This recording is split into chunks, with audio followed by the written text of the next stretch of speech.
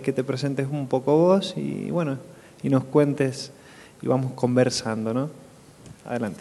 Bueno, hola, buen día. Soy Débora Schneider. Más que coordinar este congreso, estoy trabajando junto con la coordinación de la Universidad Nacional de Cuyo. Coordino, sí, la RUEDA, la Red Universitaria de Educación a Distancia. ¿Quién soy? Soy pedagoga, trabajo en la Universidad Nacional de Quilmes, en la Universidad de Buenos Aires.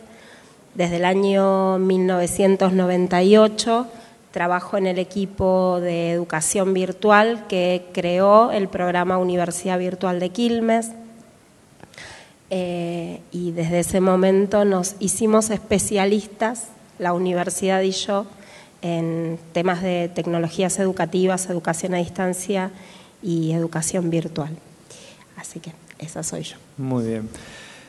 Una pregunta.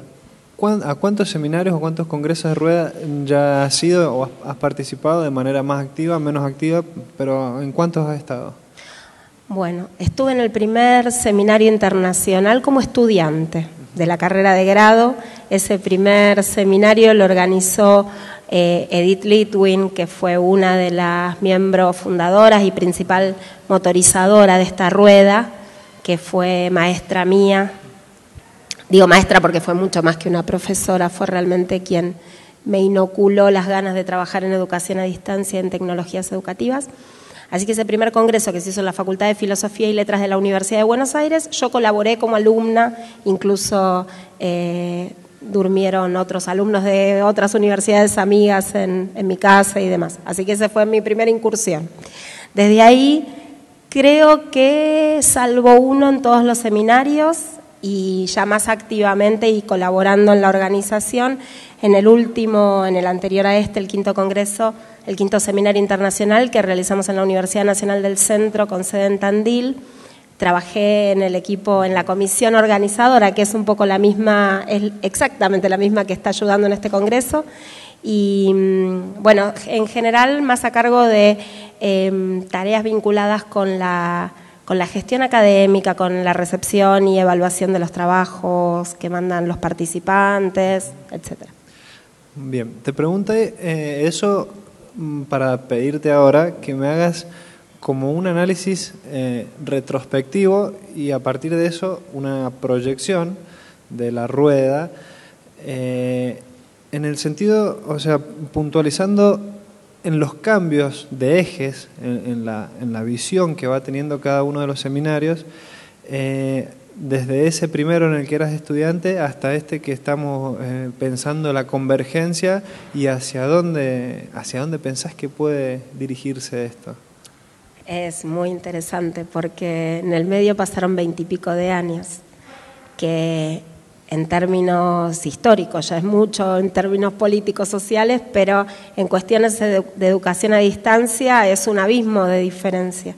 En ese primer encuentro, en ese primer seminario, lo que había eran algunas experiencias, algunas más consolidadas y otras más incipientes, en un modelo de educación a distancia más bien lo que hoy diríamos tradicional y que en ese momento o con conceptualizaciones posteriores se llamó una de las etapas de la educación a distancia, que se basaba en la educación a distancia a través de basada en materiales didácticos impresos fundamentalmente, eventualmente con el apoyo de televisión educativa y radio educativa. Las cuestiones que en ese momento se discutían tenían que ver un poco con de qué manera esos materiales didácticos, la radio, la televisión, los impresos, podían ser buenos materiales en el sentido de transmitir buena enseñanza y buenas propuestas de aprendizaje. Increíblemente, digamos, a pesar de que era tecnológicamente digamos, muy diferente y muchos, sí, no sé si precario, en realidad era que esas tecnologías todavía no estaban ni siquiera disponibles, no teníamos internet. Yo usaba, en esa época en la Universidad de Buenos Aires, en la Facultad de Filosofía y Letras, teníamos un servidor de correo electrónico que se llamaba Chasqui y era dial-up. Eso eran las tecnologías disponibles. Si bien era esto, las tecnologías eran muy diferentes, había sí un énfasis importante en que esas tecnologías se apropiaran pedagógicamente, se repensaran pedagógicamente. Eso me parece que no inmediatamente después, pero en 2 o 3 seminarios posteriores es interesante porque vuelve a aparecer esta temática en forma del título de uno de los seminarios que, si lo vemos ahora, es bastante impactante, que el título fue Edudiseños o Tecnodesignios, con la idea de un poco el temor que se avecinaba en el año, yo creo que fue esto en el año 2003, cuando ya los programas de educación a distancia en las universidades iban incorporando muy fuertemente las plataformas virtuales y los modelos de educación en línea, y lo que parecía era el designio tecnológico, digamos, definiendo e invadiendo las decisiones pedagógicas, didácticas, políticas. Bueno, el miedo hoy desapareció, y lo maravilloso es que este seminario, que todavía estoy agradecida, impactada, motivada, que tiene que es tecnológicamente muy potente. Entonces tenemos pantallas, de hecho, creo que el hecho de que nos haya saltado la térmica ese primer día fue demostración de que no faltaba enchufar nada. Esa fuerza tecnológica convivió con una apertura musical, corporal, y el fuerte del seminario que está puesto en los espacios de socialización, en los espacios en los que la gente se encuentra, charla, toma un café, mira el sol, toma vino. Con lo cual me parece que es esto, es la muestra perfecta de que ese temor de hace 10 años ya no tiene sentido, y que 2 de los invitados que ya pudieron presentar sus exposiciones, Dolores y Nelson, lo que venían a traer era la mirada de una sociedad fuertemente integrada por tecnologías, y donde esas tecnologías potencian ciertos aspectos sociales. Entonces, ese es el resumen, ¿no? De una mirada como inquietante a una mirada directamente miedosa, a una mirada muy relajada respecto a la integración entre tecnologías y educación. Mirá vos. Te saco un segundito de ese eje para consultarte o preguntarte sobre casi una inquietud que tengo. Ustedes, no sé si son la única, pero ustedes existen como universidad virtual. Calculo que eso debe haber llevado muchas tensiones, muchas disputas, mucho trabajo para lograr que se vaya asimilando y se vaya de alguna manera aceptando eso. Un poquito también para que las otras universidades conozcan y bueno, seguramente desde acá de Mendoza también es uno de nuestros anhelos poder posicionarnos con mayor nivel de reconocimiento o jerarquizarnos. ¿Cómo fue ese proceso? ¿Cómo lo vivieron? ¿Cómo lo llevaron adelante? ¿Cómo lo pensaron? ¿Cómo lo planificaron? ¿Y cómo se va rediseñando constantemente? Bueno, lo primero para decir es que las ofertas actuales en educación a distancia, o los modelos o los proyectos actuales en educación a distancia, son totalmente diversos en muy diferentes motivos y situaciones. Una de ellas tiene que ver de alguna manera con los modelos de organización y gestión de esas instituciones. Y uno podría decir, hay como 2 extremos de un continuo. En un extremo están instituciones que sin querer casi van incorporando la modalidad a distancia a través de las primeras intervenciones de algunos docentes motivados, de algún área de tecnología educativa, que van haciendo sus primeros movimientos, un área de informática que toma un Moodle y lo diseña y lo pone a disposición. Y lo que termina pasando es que la educación a distancia se va instalando casi sin querer, digamos, o por la fuerza de algunos actores en la base, digamos, del sistema universitario. Hasta otro extremo del abanico de posibilidades, en las que hay una institución que desde el rectorado, básicamente, toma una decisión fundante y difunde hacia las bases. Ambas tienen sus obvias complicaciones. En el caso de la Universidad Nacional de Quilmes, a diferencia de la Universidad Nacional de Cuyo, es una universidad joven y pequeña en cantidad de estudiantes, pequeña en cantidad de docentes, pequeña en cantidad de facultades, con lo cual nosotros solamente teníamos en ese momento 3 departamentos, que son el equivalente a las facultades de la Universidad de Cuyo, y digamos, el tamaño fue en parte lo que posibilitó que una decisión fuertemente tomada desde el rectorado, el tamaño, la complejidad, la juventud, encontrara un camino más vale allanado a esta posibilidad. Es una universidad que había crecido con un mandato muy fuerte de innovación. De hecho, las carreras presenciales que en ese momento la universidad tenía estaban pensadas desde el punto de vista de innovación. Fue la primera carrera de biotecnología del país, la primera carrera de automatización y control, etc. Con lo cual, la posibilidad esta de la innovación didáctica no aparecía como un mensaje contradictorio con la trayectoria hasta ese momento.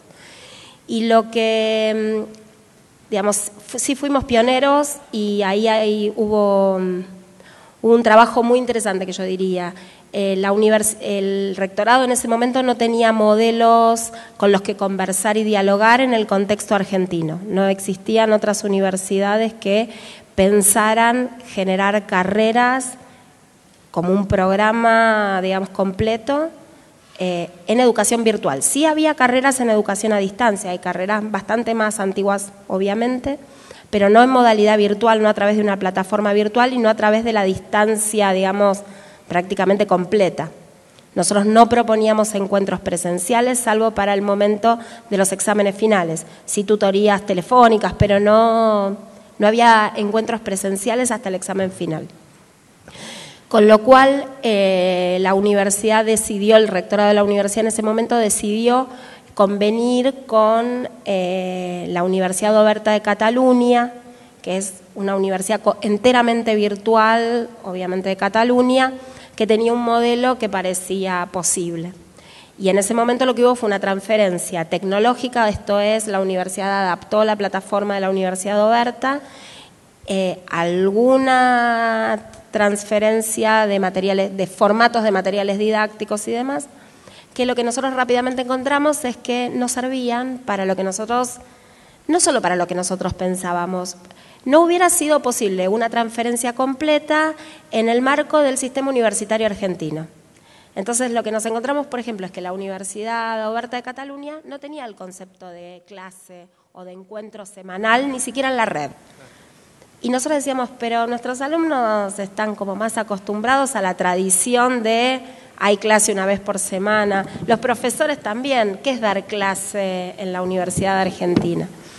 Entonces empezamos a generar un proceso de transformación que me parece que es el verdadero proceso de innovación en esa etapa, porque no hubo innovación tecnológica, sino una innovación pedagógica, y a través de ese intercambio y demás llegamos a formular un proyecto y un modelo que años después lo encontramos en muchas otras instituciones del sistema universitario argentino, que no es que se los hayamos transferido formalmente, no es que se haya copiado ni siquiera en el amplio sentido que Nelson le dio hoy al modelo de copia, sino que lo que fue es,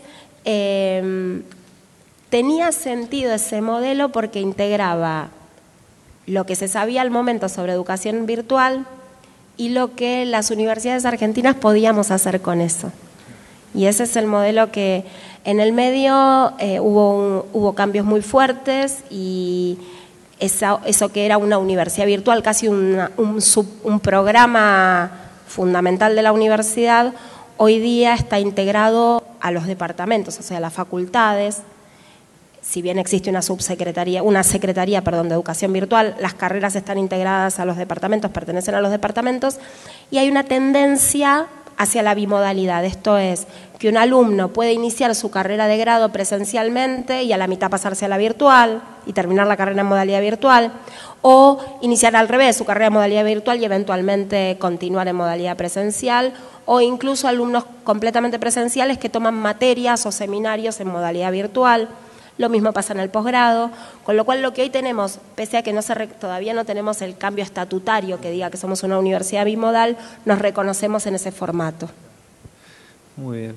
Salen muchísimas cosas que se desprenden como nudos importantes de lo que acabas de decir.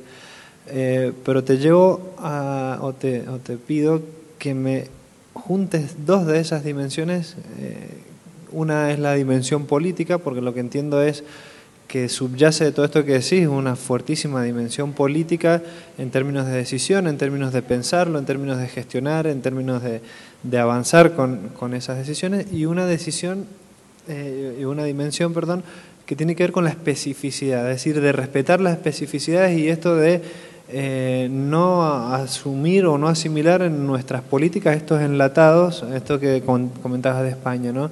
Esto, ¿cómo lo ves vos en tu experiencia en esta red de universidades? ¿Cómo lo ves vos proyectado en el tiempo? Y más que ahora se van sumando nuevas universidades, hay una política nacional de ampliación de la cantidad de universidades, una ampliación del acceso a las universidades. ¿Cuál puede ser entonces el rol de esta modalidad en términos de inclusión, en términos de acceso, en términos de generar nuevos espacios de participación?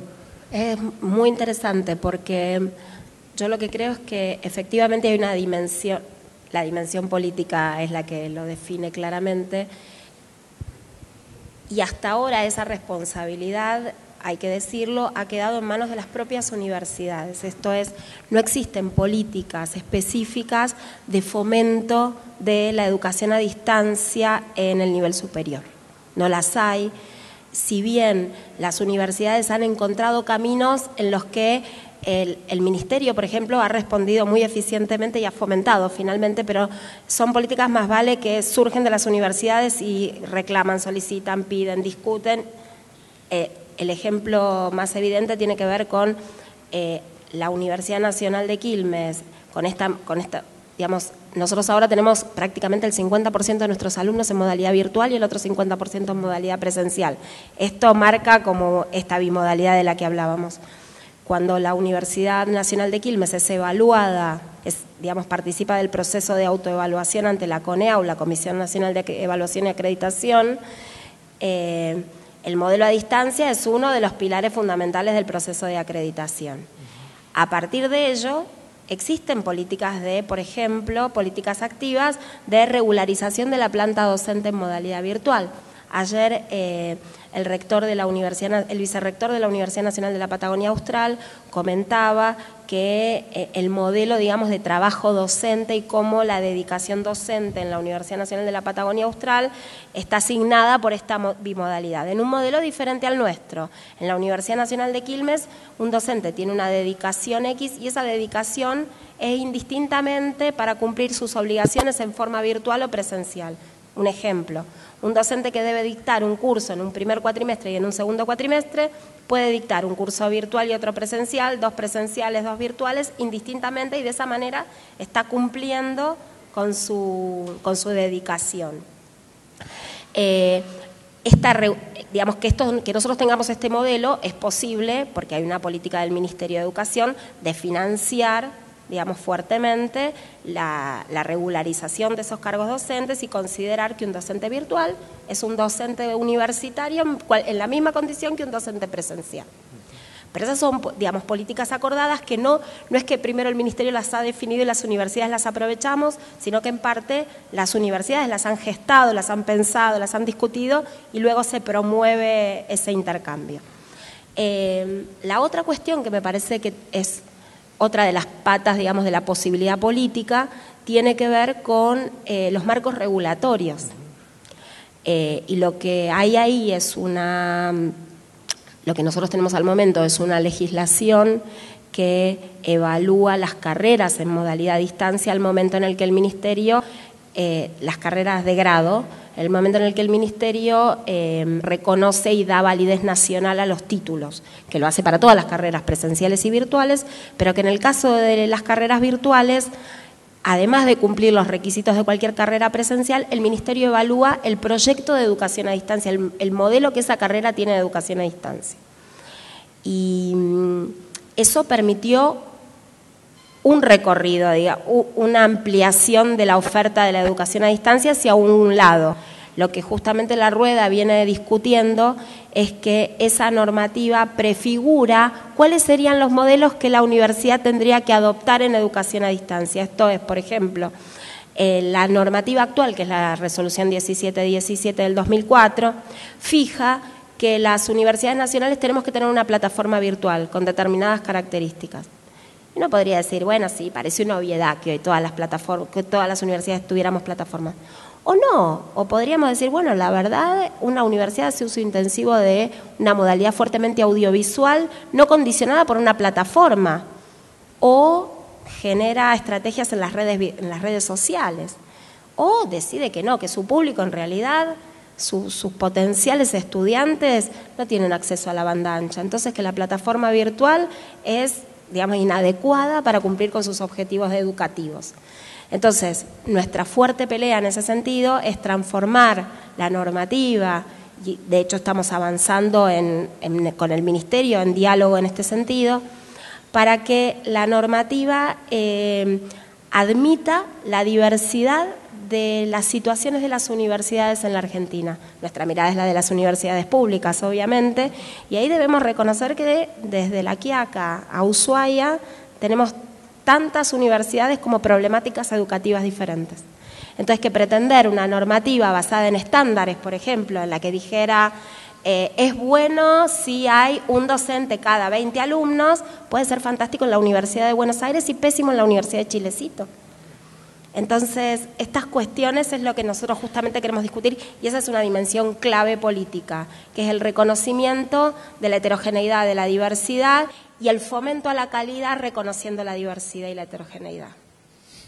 Muy bien, muy completo.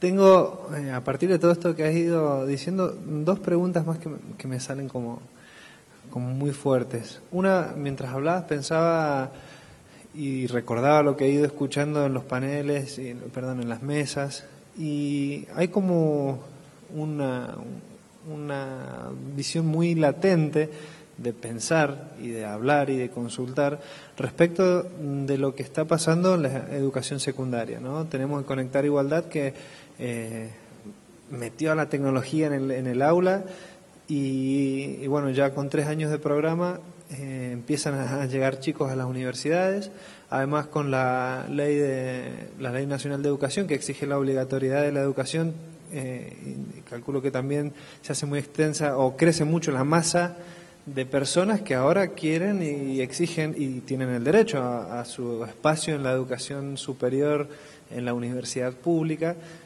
Bueno, frente a esto, que no sé si desde Rueda se lo ha pensado, se lo está, por lo que me decís, sí, ¿qué visión tenés y tienen desde Rueda al respecto de cómo ir asimilando toda esa masa de gente que llega, que es creciente y que encima sabe usar las tecnologías, pero por el otro lado quizás tenés docentes o unidades académicas, es decir, facultades que te dicen, no, este es mi modelo tradicional y ¿cómo se lo vive eso internamente?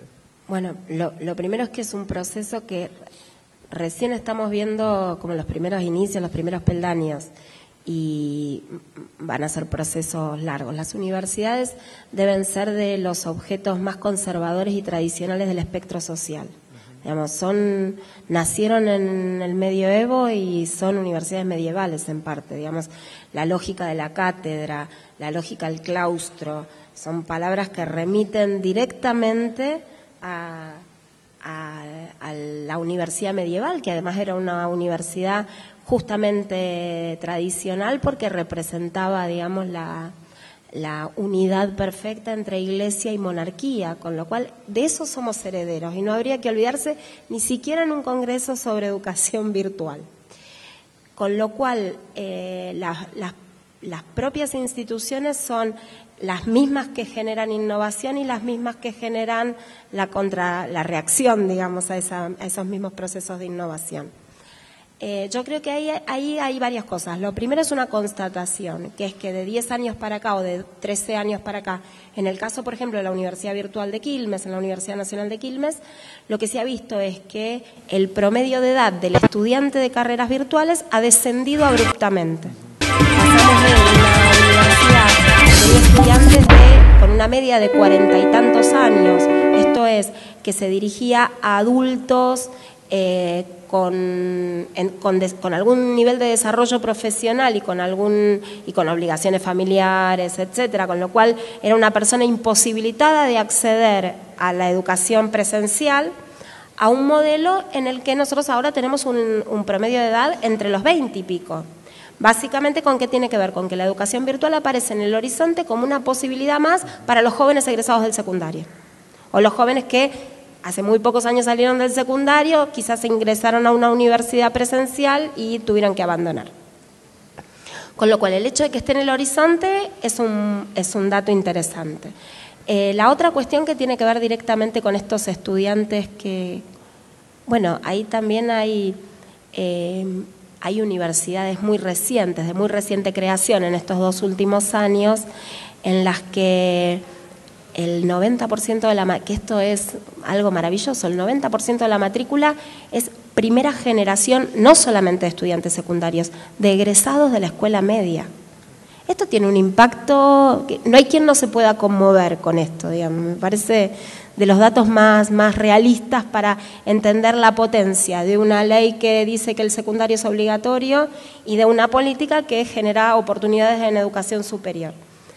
Si esas oportunidades generadas por las políticas no son acompañadas por los actores universitarios, lo que se genera es fracaso educativo, digamos, no hay otra manera de pensarlo. Quizá lo que vamos a ir avanzando es en esta idea de quizá en los próximos seminarios ya no se tengan que llamar de educación a distancia, porque lo que crecientemente vemos, hoy la presentación de Nelson fue un caso, creo que no se debe haber referido a la educación a distancia más que marginalmente en algunos minutos de su conversación y solo a título ejemplificador. Lo que nosotros estamos viendo es que las prácticas que las instituciones hicieron en educación a distancia o en educación virtual se derramaron al resto de las áreas de la universidad. Entonces, si un docente da clases en formato virtual y además el cuatrimestre siguiente da clases en formato presencial, algunos de los recursos que conoció y que estuvo de alguna manera obligado, porque tenía que pensar cómo decirlo, con qué video, con qué imagen y demás, empieza a usarlo en la educación presencial. Entonces, poco a poco va derramando, va como filtrando, y lo que nosotros vemos ahora es que los esfuerzos que las universidades hicieron en educación a distancia se van poco a poco transformando en esfuerzos para la educación en general. Y lo que yo creo es que poco a poco esa frontera se va a ir diluyendo. Y lo que vamos a tener son instituciones que incorporan las tecnologías de forma cada vez más natural, o las va naturalizando en las prácticas. Yo hoy escuchaba a muchos docentes del público, muchos colegas del público, que señalaban cierto temor en el sentido de, pareciera que todos los docentes tienen miedo a las computadoras. Yo no tengo una visión tan pesimista. Creo obviamente que como son cuestiones de poder, lo que ahí se mueve es la conservación de ciertas posiciones de privilegio. Pero no creo que digamos, haya como una fobia especial a las tecnologías ni un desconocimiento tan amplio. Finalmente no conozco a ningún docente universitario que no use un iPhone y su computadora para escribir, aunque sea las notas, no sé, las notas antes de un teórico.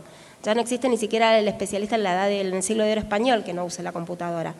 Con lo cual no soy miedosa. Bien. Un poco la última.